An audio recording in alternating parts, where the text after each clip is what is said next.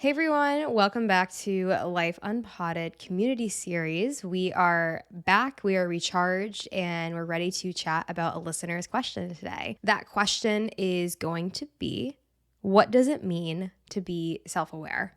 And this question is a really great question. I think this is going to be a really deep conversation because this is kind of the question of all questions. It's kind of what allows us to exist in the moment is to have self-awareness. So I'll be honest, I like to get into the details of things. And Sophie's really great at opening these kinds of questions with a larger breadth of detail, more open. So I'm going to pass it to Soph to get us started with this question.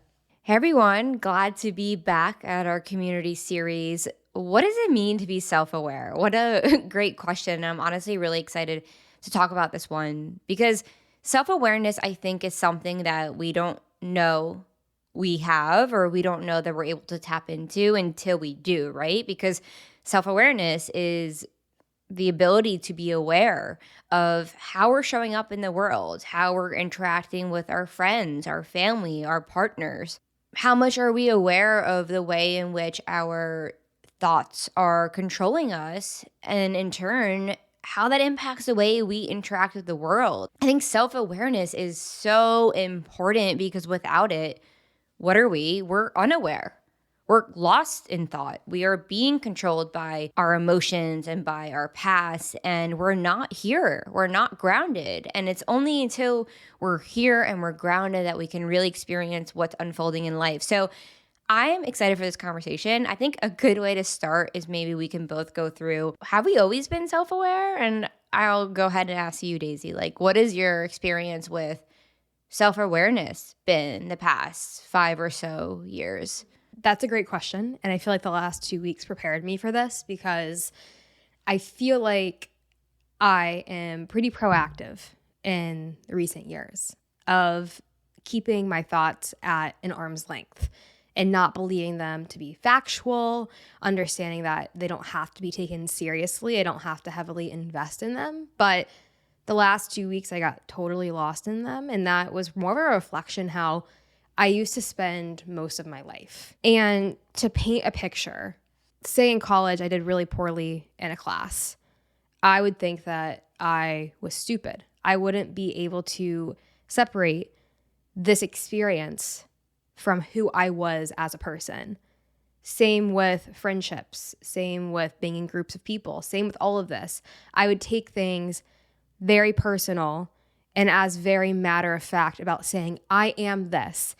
If I'm feeling quiet today, everyone's going to think that I'm awkward. And that's factual. I am awkward then. Like these are the thoughts that without self-awareness, I used to live within and they used to control me. And I started to question this more at like 25. I started to say, hey, maybe who I am is not who I think I am. And maybe this heavy weight I carry around with this idea of who I think I am is not true.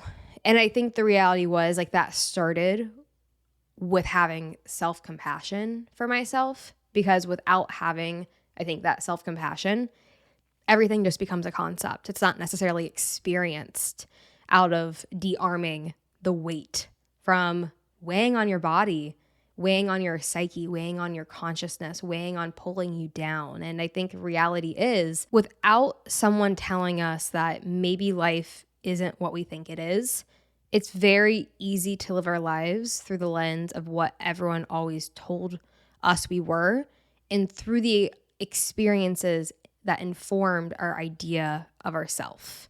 And all of that leading up to this experience where, yeah, the last 2 weeks I was taking my thoughts very serious and I was letting them heavily weigh me down.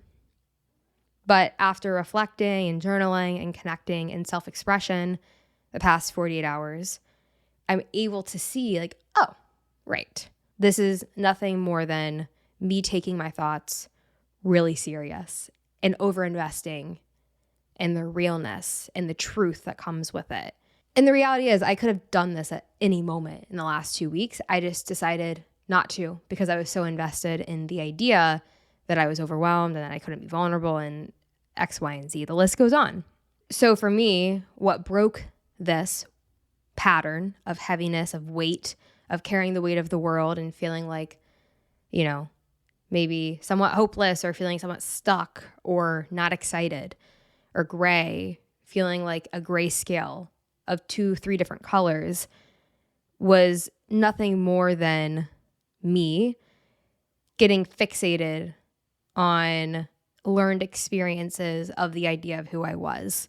Can you say that in simpler terms, just for anyone who's listening who may not understand like what the idea of yourself means, or someone who has never listened to this podcast?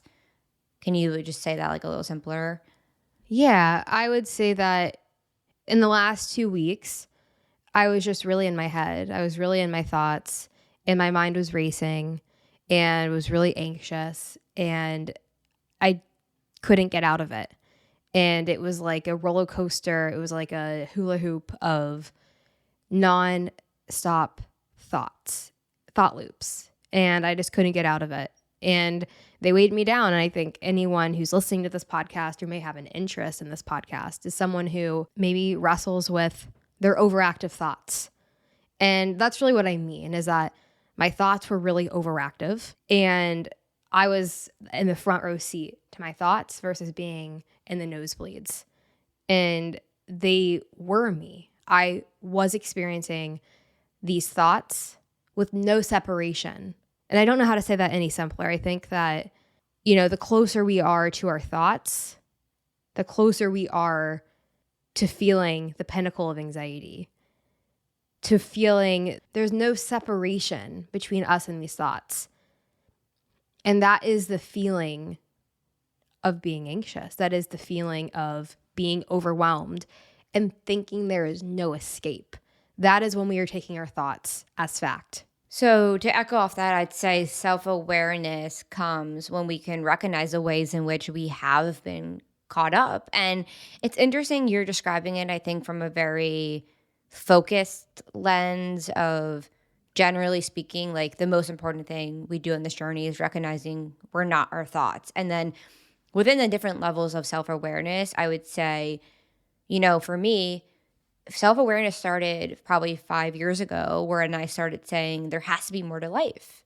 Like there has to be more to life than the life I'm living. So if we're going to like make self-awareness kind of like a gradual scale of any sort, not that it is, because ultimately awareness is awareness, but we can deepen our knowledge. We can deepen our understanding. So me, when I was 25 years old and I first started questioning my sexuality, I became aware that I was maybe suppressing this part of myself. And I would say that is the first time in which I really was aware of myself, or at least the idea of myself and the way in which I was not attuned or I was disconnected from that. And I think that was kind of the first entry point to me questioning the way I've been living my life and questioning society, questioning what I've been told by my parents, what I've been told by the world, what I've been told in the ways in which I think I should live my life.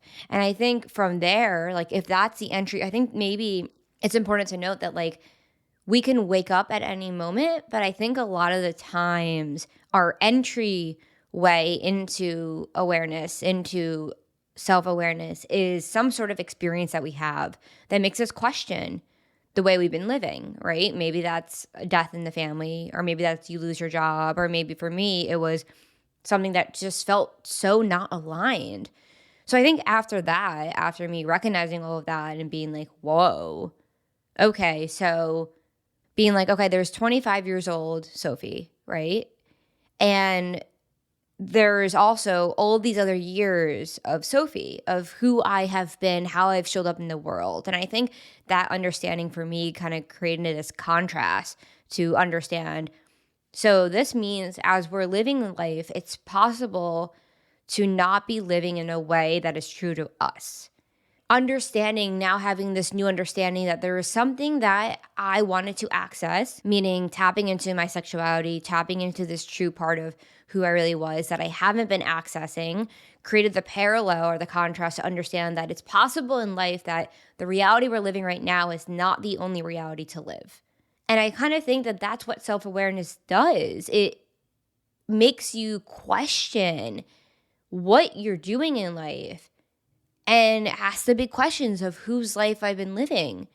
Where do I really want to live? What do I really want to do? Who am I really attracted to? Right? And then I think from there, that's probably like the really broader sense of asking these big questions. And I think as we go deeper, continue to go deeper into the here and now, like you're describing, I think we kind of end up in assessing in every given moment, not necessarily where do I want to live or what career do I want, but how am I showing up right now? How am I treating the people in my life? How am I projecting those emotions? So I think it's kind of helpful to show it as a scale. Maybe we go from broader to more narrow in the sense of self-awareness is something that there's maybe different levels of it, but I think if to someone who maybe feels like they're not self-aware is just really the understanding of understanding what is happening right now. Because I think it's really easy to live our lives not understanding that. So it's interesting because I feel like we kind of came at this from different angles, which makes sense because we have different experiences. But I really like what you said about how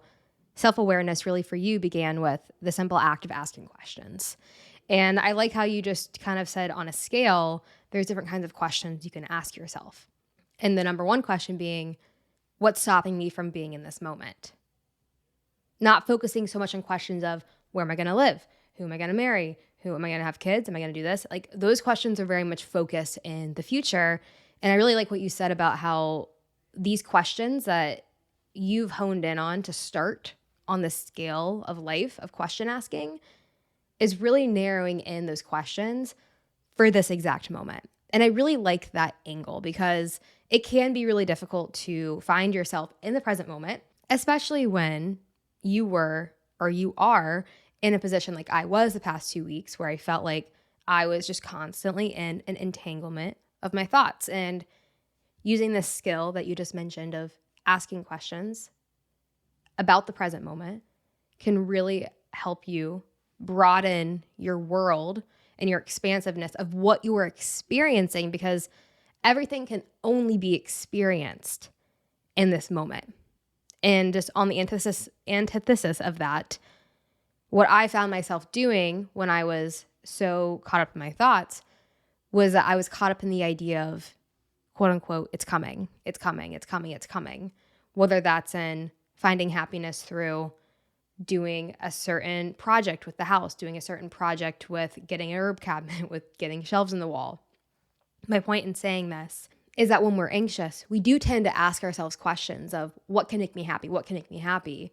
But it's easy for that to live in the future of what can I do now to make me happy in 5 days?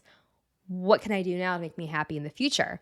But what you said was ask questions about yourself, what you can do in this moment. So it's the question of what can I do right now? Why am I feeling off right now? Should I just sit? Should I journal? Am I overinvested in my thoughts? And if that's the case, if I don't know what that means yet, can I just write my thoughts out and get them out of my head so I can have separation? I think maybe that's why journaling is so great because you see your thoughts separate from you once you get them out on paper, and that can help you process them.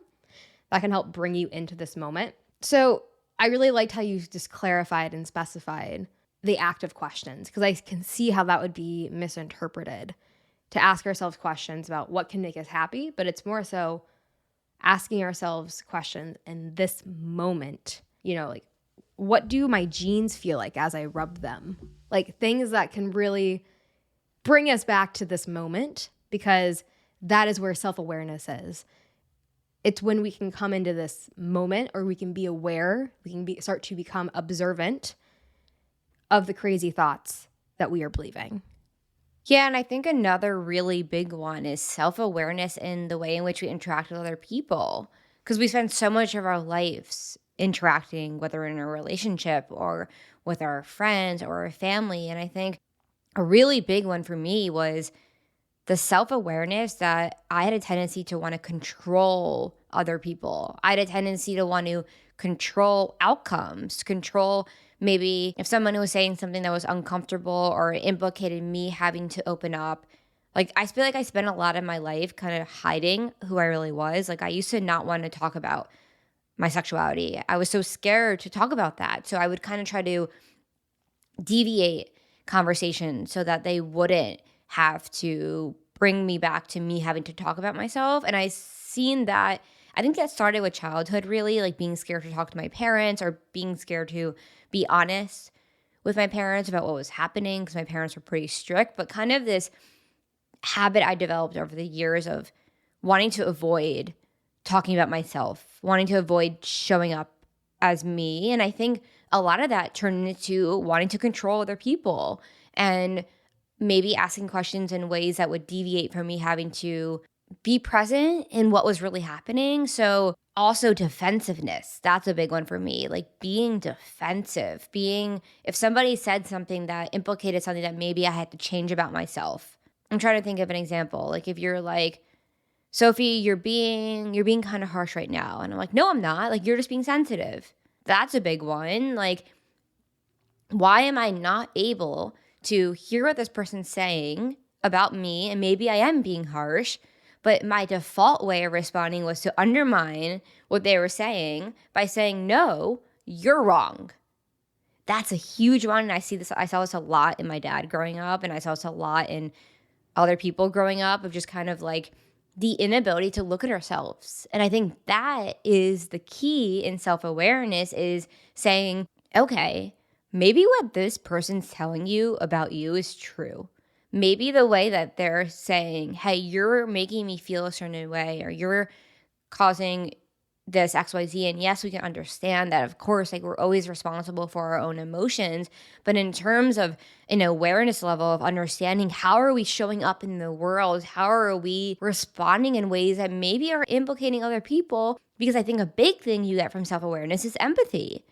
Understanding it's not just about you. And maybe the most important thing, and it's kind of the irony of self-awareness, we talk about the self, being aware of the self, is recognizing how important it really is the self.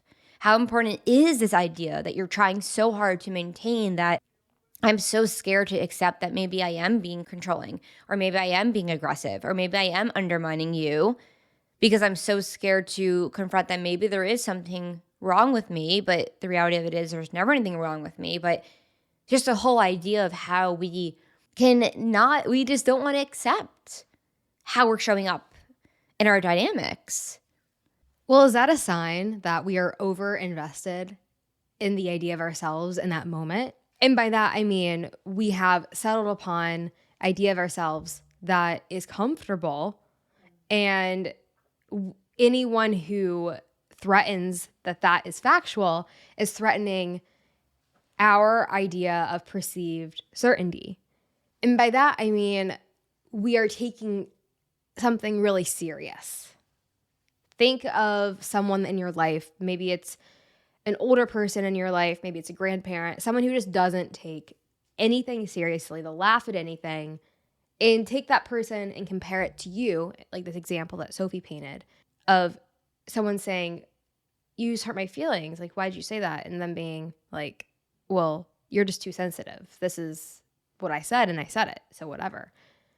It's interesting because you could, in theory, in that example, laugh and be like, oh, sometimes I can be harsh, and that's okay. And like kind of laugh at yourself about it and be like, are you okay?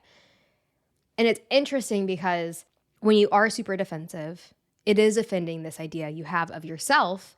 And with that comes, in a way, rigidity and suffering, because at all costs, you will defend this truth, quote unquote truth, to ensure you're comfortable in this idea of yourself. Because oftentimes it's easy to settle upon an idea of ourselves to be ultra comfortable, even if we are suffering, even if we're not happy, even if it has negative implications on our relationships.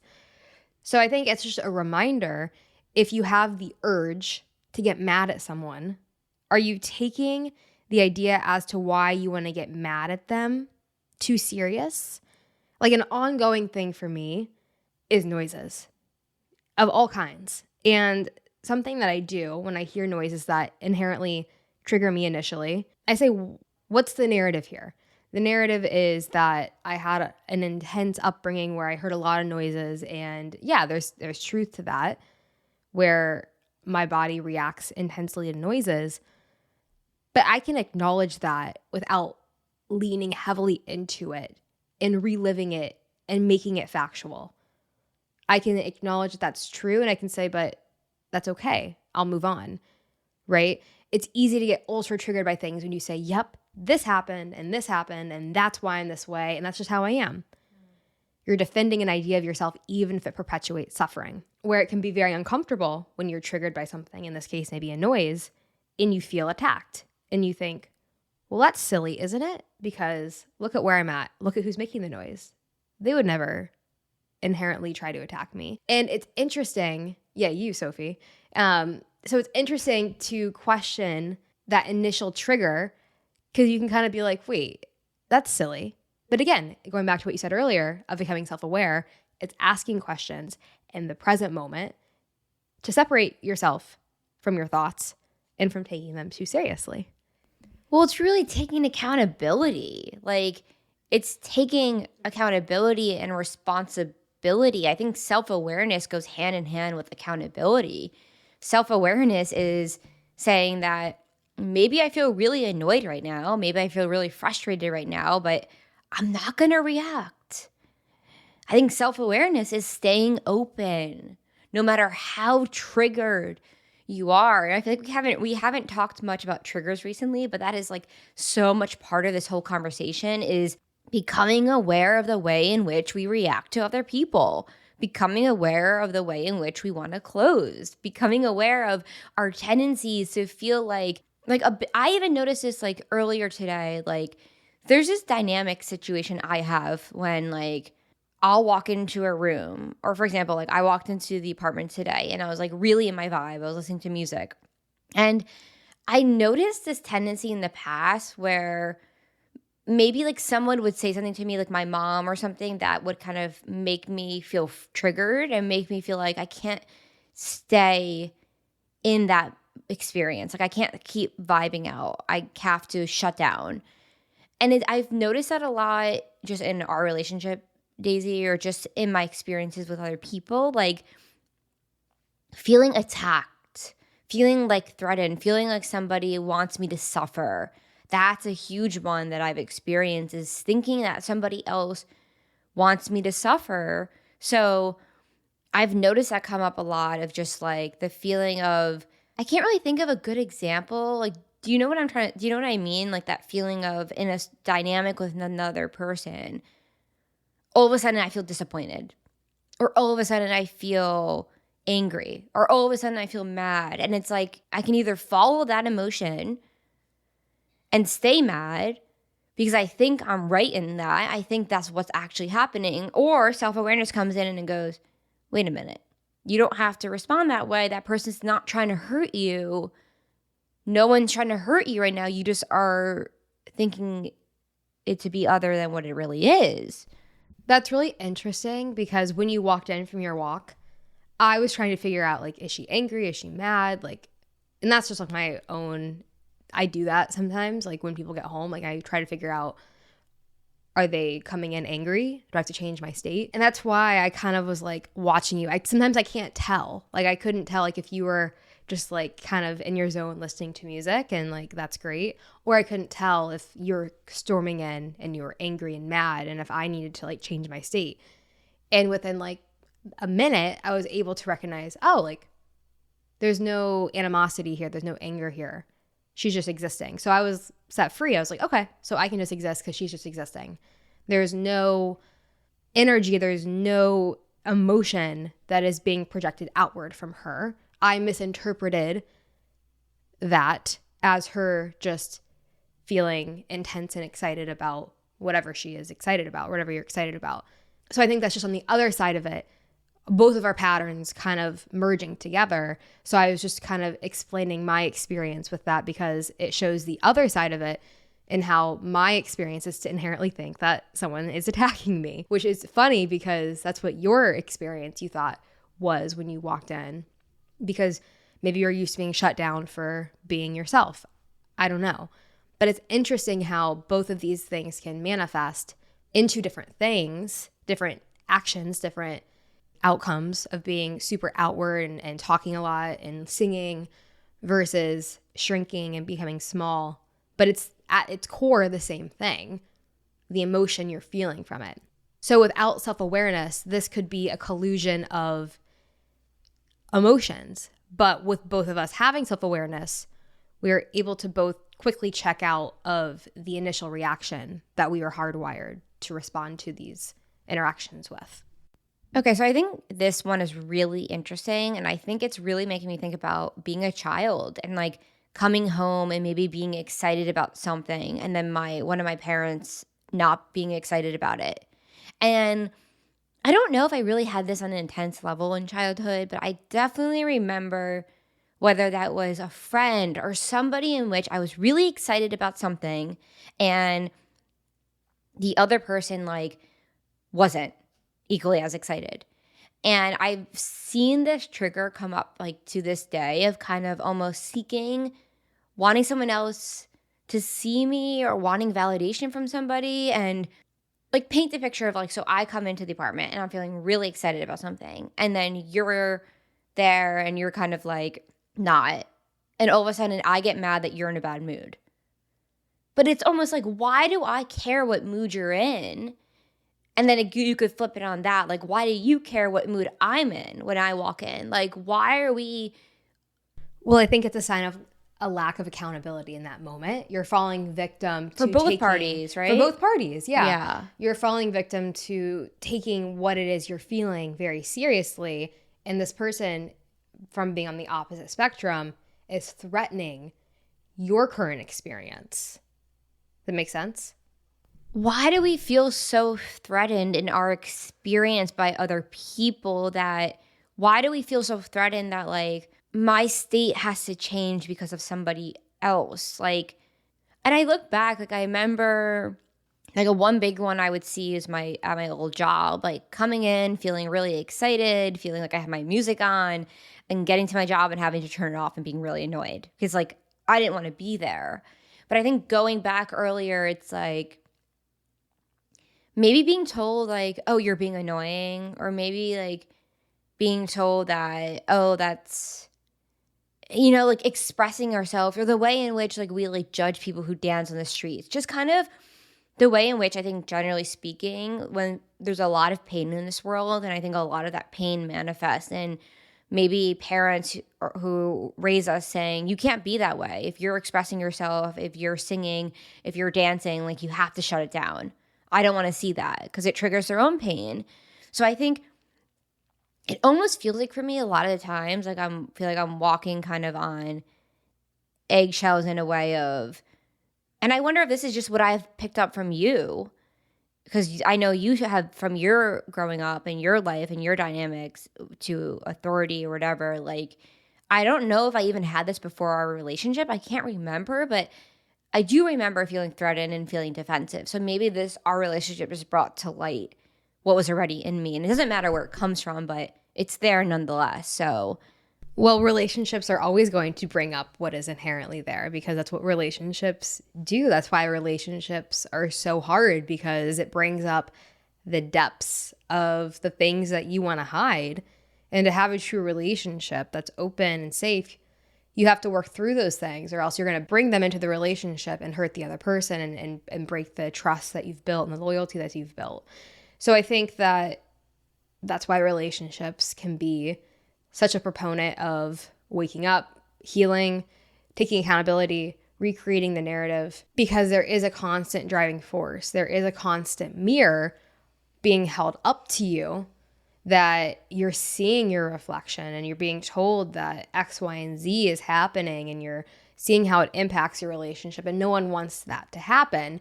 So it forces you in a way to have self-awareness, because someone is telling you, this bothers me. And maybe you would have never known that because you wouldn't have had the self-awareness if someone else hadn't been impacted by it and brought it to your attention. So I think relationships can help bring self-awareness when one party is able to see you and see the things that you've normalized, and for them to be like, are you sure? Like, what is this? And you're like, I've never thought of it. I thought that's just what was. So it's interesting how that can happen. And from there, you can choose to either not or to take accountability. And by not taking accountability, you're still projecting that thing onto the other person, saying it's them, it's their fault, it's because of them that I feel this way, it's because of them that life feels hard. When in reality, that's a diversion of taking accountability for yourself. And when you take accountability for yourself, you'll watch yourself grow and you'll watch your relationship become a healthy, loving environment, because you're going to be working through something maybe for the first time in your life that you otherwise wouldn't have. And there's this person here to help you reform an idea of what it means to have love in a relationship, what it means to show up authentically, what it means to show up safely. So it's interesting how we've fit relationships into this understanding of self-awareness and accountability. Because in a way, that's all relationships are at its core, at its foundation, I mean, right? Like that is the foundation of a relationship. If either parties have baggage, which who doesn't, they have to be worked through individually and collectively and reevaluated individually and collectively. Well, it's really making me think of like my dad and like how my dad would just, oh, he always like starts every conversation just saying no. Like the ego and trying to prove a point constantly. And I feel like I went down that path for so long, and maybe I learned that from my dad of ego, power. I was a lawyer, and almost like I struggled to take into account other people's feelings because I was so fixated on confirming the belief that I had about the world. And I see this with my dad so much, like the inability to look at yourself and say, maybe the belief that I have about the world, about you, about life, about thinking, like I think of my dad used to saying like, no, this is right. There's such thing as this is the right way, this is the right path, this is the right thing to do. Oh no, this is fact. He would always say my opinion is fact.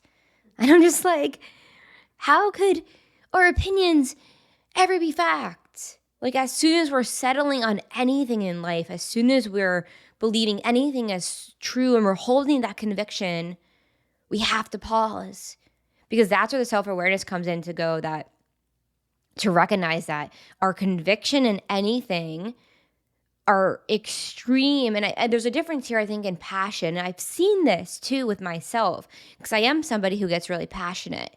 But there's a difference in being passionate and excited about what you're talking about and being angry. That if you prove me wrong, I'm going to be upset. So you have to agree with me. You have to agree with me. You have to keep agreeing with me, because if you don't agree with me, then I'm going to have to look at myself and recognize maybe I'm hurt. So I think this one is huge. I don't even know what you would call this subsection of self-awareness. I think kind of our inability to look at ourselves, which I think is the overarching theme of what self-awareness is looking at yourself and recognizing that your point of view is not the only point of view. And this can be really, really hard when we're living in survival mode or we're so self-obsessed. And a lot of time, I think I would argue all the time, it's rooted in pain. I can't open myself up to understand maybe I'm in the wrong because I am so deeply hurt about the way I've been treated in the past. And so the cycle continues. And we end up living in a world of people who are completely unaware, who are on autopilot, who are on survival mode, who don't understand what's unfolding because we're just trying to get by because we're so hurt, and our only way to respond is to defend. So I think self-awareness is recognizing that, like Michael Singer says, have I mentioned him in a while, staying open, even when it's so painful, even when like I've had so many moments recently, all I want to do is close, and just staying open. Even though I came home yesterday and you went to the grocery store and you didn't get peanut butter and I wanted to close because I was like, why didn't you buy that? I asked. But I was like, it's silly. I'm not. And I moved on. And that's the key with self-awareness, is how quickly we can move on is what grows. How we don't get as angry as we used to. Yeah, it's really up to you. And I think having self-awareness at its core It allows you to enjoy the moments in your life that you otherwise would respond to in a state of unawareness, which is in a state of reaction. And when you respond to life in a state of reaction, you're falling victim to whatever life throws at you in a way that you're going to respond out of innate memory instead of conscious awareness. And when you do that, when it isn't through conscious awareness, you're not going to feel like you have any control of your life, which is the furthest thing from the truth. Because once you're able to not respond to things in a reactionary way, what's there really to be upset about? What's there really to be concerned about?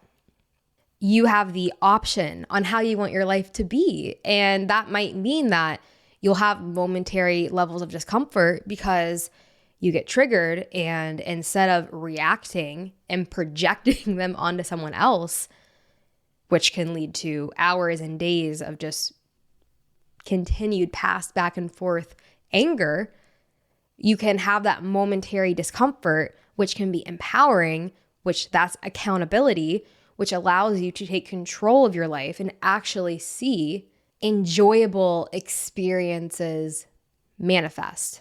And we start to not need the thing that's coming to come anymore, because now that you are not just reacting in each and every single moment based off preconceived ideas of who you are from things that happen to you, when you do not do that and you instead absorb the trigger and say, okay, and you move on, your life is going to look a lot different, because you're not going to be putting out the negative victim, I'm not in control energy. And instead, you're going to put out an energy of, right, you're going to tell the thoughts in your brain, and you're going to create those narrow pathways in your brain that, right, I can handle this. Okay, they didn't mean it like that. Like, I just am reacting this way in my mind, and it's okay, I can move on.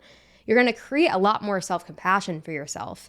You're going to learn to take accountability, and you're going to associate the discomfort that comes with taking accountability with freedom, empowerment, and an overall upward curve of your life, of your quality of life. So I think that's where I want to end it. That's what I feel great about, like leaving the message with the listener of, it's uncomfortable at first to take accountability. First, you have to have the awareness, which you have to pause to do that. You have to observe your thoughts to do that. And once you observe those thoughts and keep them at a distance, what comes in hand with that is taking accountability for how observing those thoughts might make you feel. And that's going to feel uncomfortable. And that's okay, because everything feels uncomfortable when you first start. When you first start running, you can't even fathom running a mile. But before you know it, you just run the next foot in front of the other. And before you know it, you can run 5 miles because you worked your way up there and you didn't judge yourself. You just experienced the moment and you did what you had to do in that moment, despite how it maybe made you feel. Maybe it was uncomfortable, but you just kept going forward. And I think that inherently is a lesson in itself, because that is a lesson in having separation between your thoughts and you, because you are not reacting to them instantaneously upon hearing them. You're taking a pause and you're saying, right, I had that thought, but I'm going to keep doing this because I know the outcome is for me to have a happier life. And I feel really uncomfortable, but it's not from the other person. I feel really angry and annoyed and frustrated, and it's not from anyone else but myself. That is the takeaway for me too. And maybe it's one I've actually kind of lost sight of. I don't think I've revisited this topic, which is funny because I think it is important to always remind ourselves, like, the kind of the basics of all of this. And one being, no one else is responsible for your emotions, for your happiness, for your contentment. And that can be really hard to hear at first, because unfortunately we go through really hard situations in life. And that leaves us in places where we are triggered, where we are hurt, where we do have pain. But the more that we can take accountability for right here, right now, January, whatever, 2024, not in the past, not 5 years ago, not 10 years ago, not next week, now. the more that we can live a life more full of love and honestly have fun. The more we could just have fun and not take things so seriously. Like, you think of people who are so rigid. It's like, why are you so rigid? Because you're taking it so damn seriously. Let go. Allow yourself to relax.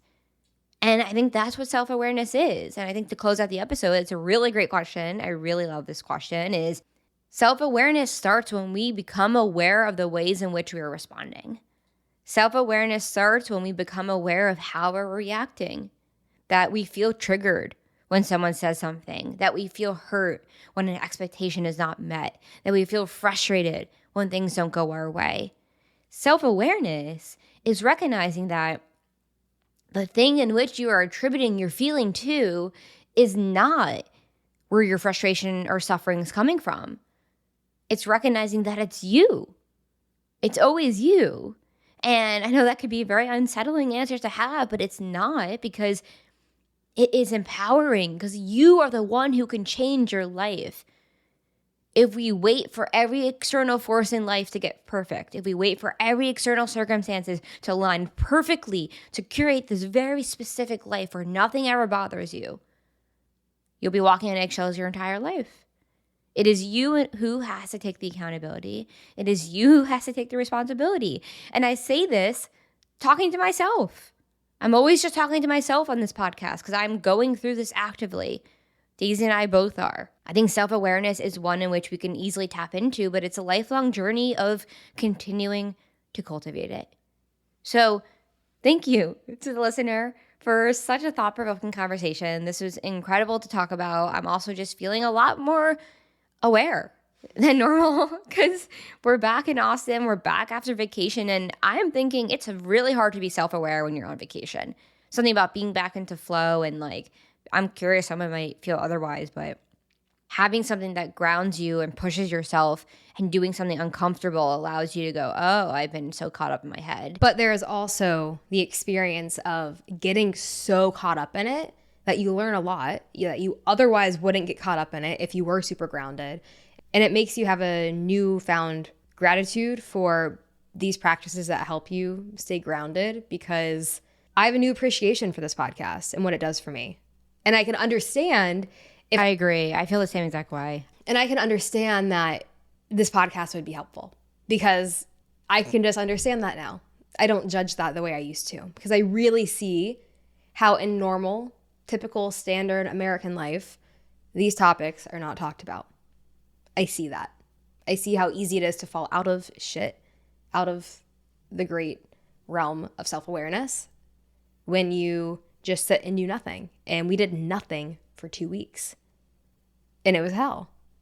But I learned a lot from that. So self-awareness is a life-changing tool or skill that I've developed. And I think this podcast and the consistency of us talking about our thoughts and getting them out there has been extremely helpful. And I think the creation of anything, whether it's content, whether it's writings, whether it's photographing, whether it's literally anything, it's a form of self-expression, which I feel like can help create a form of self-awareness, just on a side note, because you're taking the thoughts and the inner workings of yourself and you're putting them onto something else. You see them differently than you experience them.